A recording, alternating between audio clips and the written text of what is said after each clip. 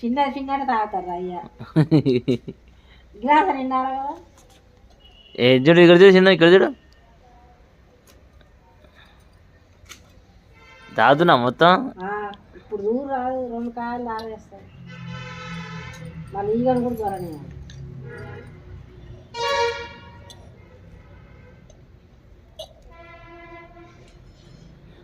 మళ్ళీ పిన్నది రమ్మమ్మ చిన్న అది పోసుకో అది పోసుకో.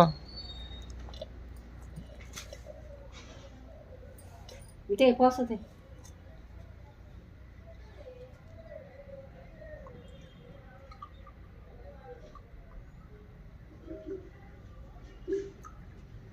పది అవుతుంది జ్యూస్ తాగుతుంది అప్పుడే.